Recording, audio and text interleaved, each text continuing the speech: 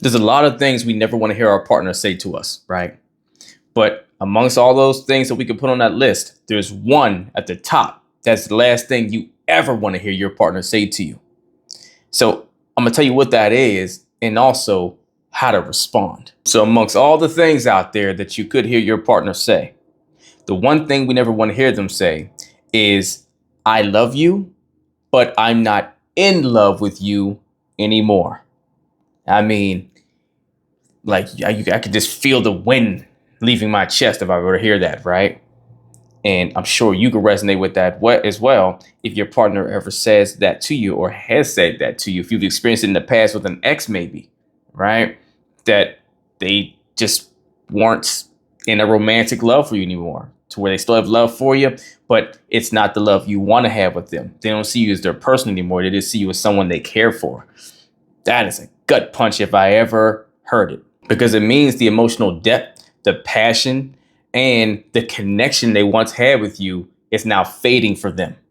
And it's like watching something that you love and you've breathed life into die in front of your eyes. And to think that you are the source, right? Because the first thing we think is, oh, it's something on my end as to why you stopped being in love with me, right? I mean, it's hard to not naturally assume that or feel like, wow, you're rejecting me, the person. This also often means they're mentally checked out of the relationship, but they're hesitant to fully leave, right? Like maybe they feel like they're prepared to go, but there's maybe a few things they're holding on to not walk away just yet.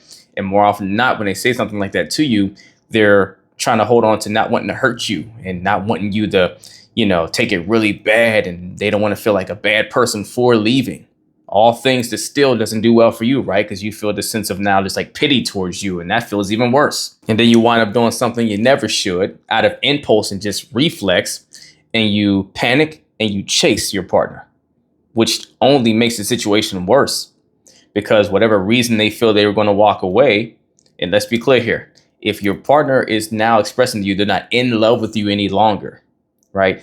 What it's saying, or even if it's on a subconscious level, right? But they're probably consciously aware of this. They don't see the value in you anymore in a romantic light.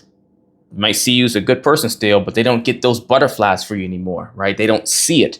And so if you start panicking and start trying to chase them and hold on to them, it starts to reaffirm that belief, right? They'll start feeling reassured that, yeah, I got it right.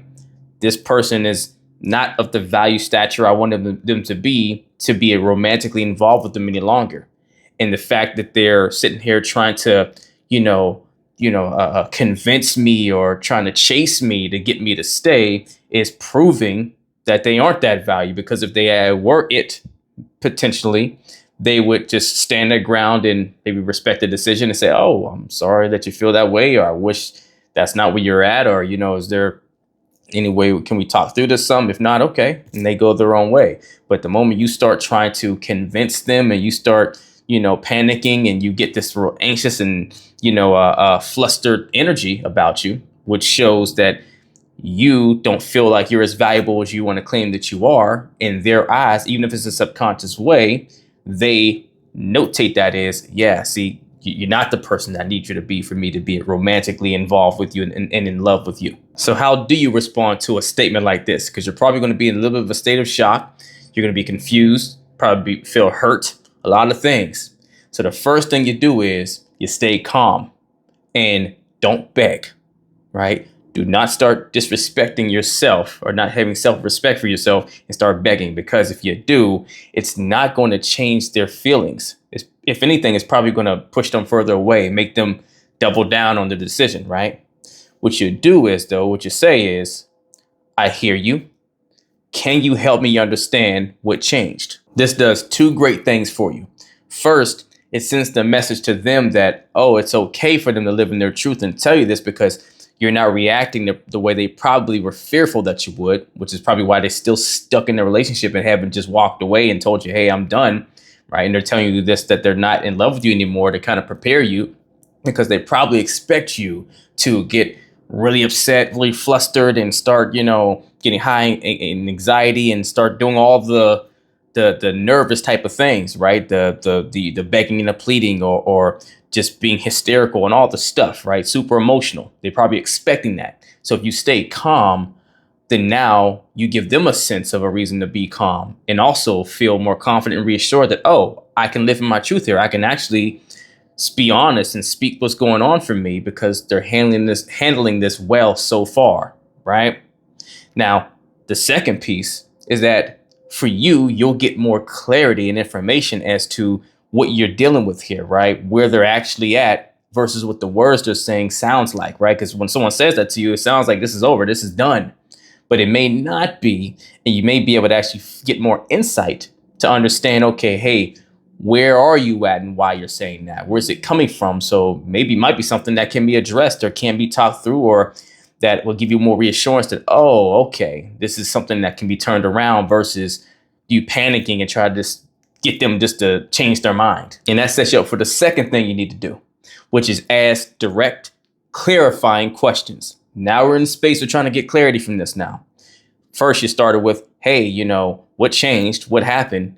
Then you start clarifying, the details of that change, because they didn't just start feeling this way overnight. This was a process. If they were in love with you, they don't just get out of love with you or fall out of love with you in a day or whatever. This was an event, a momentum that's been going on. So what you ask is, when did you first start feeling this way? That gives you some insight as to the seed. What was the foundational piece, the moment, the thing that happened that put these feelings in motion that maybe are a byproduct of a compilation of things that led up to that moment, right? And then the second question you ask from there is there any way that you feel this can be fixed, right? Do you see any road to where this is repairable?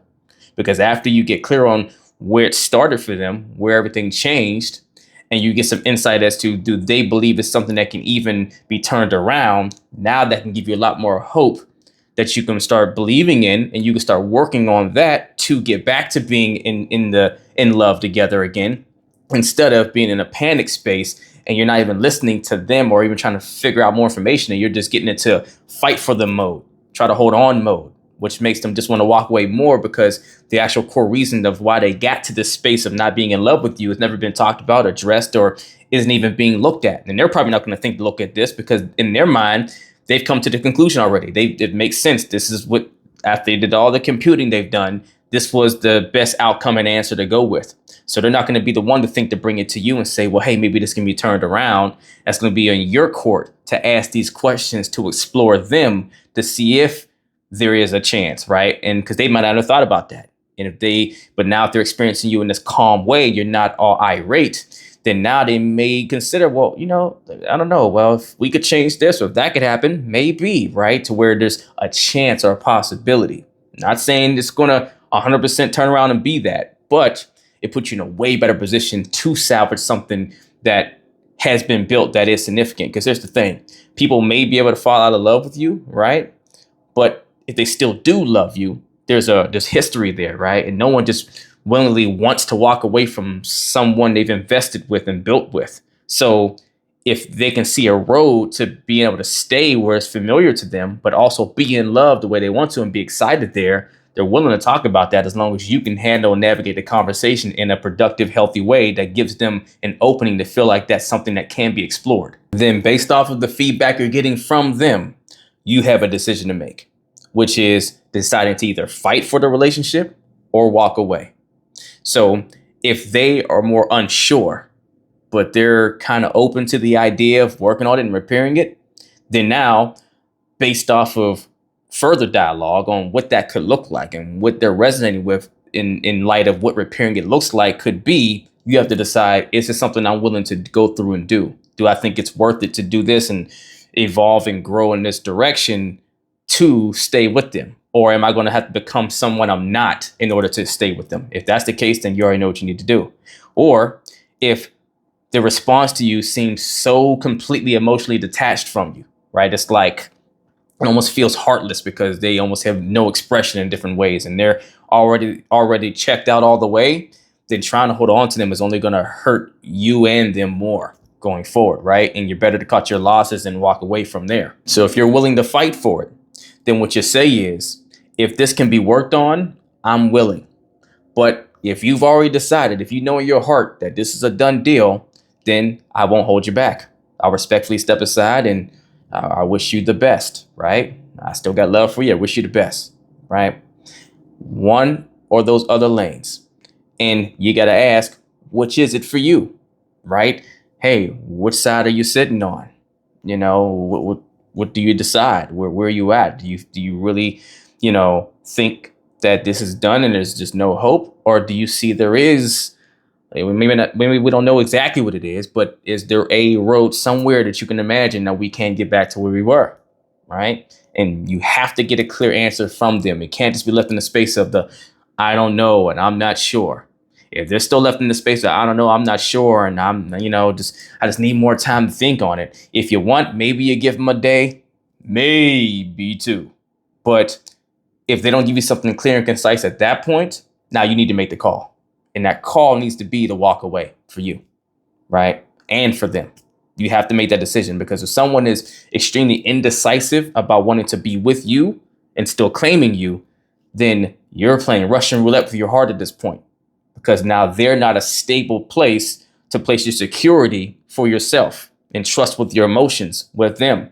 Not saying they'll try to hurt you or harm you, but you're putting yourself out there in a vulnerable way to continue to be on this edge. And now you'd be sitting there every day counting the minutes and waiting for their decision and all this other stuff. And it just creates a real toxic sense of anxiety and imbalance in an environment that's not in harmony for you. Right. So if they're still in question or in limbo about choosing you, then the choice has kind of been made. Right. You need someone that is absolutely certain about you. And if they're having questions in some regard, they should be either trying to work through it with you or try to figure it out. And maybe they have been for a while and they gotten to this point. Well, OK, then they gotten to this point. Then this means they're checked out if they can't give you an answer. But never sit in limbo about how someone feels about claiming you and committing to you or not being committed to you, because that just causes a gray area for a whole bunch of toxic stuff to happen. And you don't deserve that, and nor do they. Neither of you wants that. So ultimately, if your partner's love for you has faded, the worst thing you can do is desperately try to reel them back in, right? Instead, focus on understanding the truth, respecting yourself, respecting their decision, and deciding what you want moving forward. Especially if they're still indecisive, you decide what you're going to do. You make the call for yourself, right? You have to always honor and respect yourself. You have to love yourself more than anyone else, first and foremost. And sometimes that means you making the hard call when your partner's struggling too, because it's going to benefit honoring your value, because you don't deserve to be in limbo. Right? You don't deserve to, just be at someone's mercy of making this final decision without your control in there at all. Right?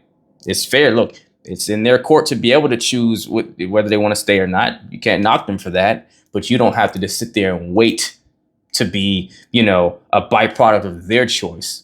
Whereas when you get enough information up front to know that, hey, they're clearly not fully dialed into this anymore, and I already asked to see if there's a way that we can repair it, or they're willing to work on it and all that, and they're not giving me clear answers, then now I got to decide, what am I going to do? For me, it's going to hurt either way, but I'll at least be able to sleep better or be more at ease knowing that I made the call for me, even though it was a painful decision that had to be made, so I can be clear and have clarity of what I'm doing next, and not sitting here trying to figure out, well, do I continue to work towards our investing into each other's lives, or do I start figuring out how to go my own direction, right? Make that call for yourself. Don't wait for them to make it if they're indecisive about making it. If you're in a situation like that and you need help building your skill sets, your muscle, and your confidence too, make the call for yourself so you can stop sitting in a space of anxiety and never feeling secure. Then email or DM me the word coaching, and we will get to work as long as you're truly ready to put that work in. If you're not ready for one-on-one coaching, don't have the time, space, or maybe even the resources for that, then at least email or DM me the word revival to join my Relationship Revival Hub community, where you can learn the same things I teach my clients one-on-one at your own pace, on your own time. Either way, do something to get in the race. Let's get it.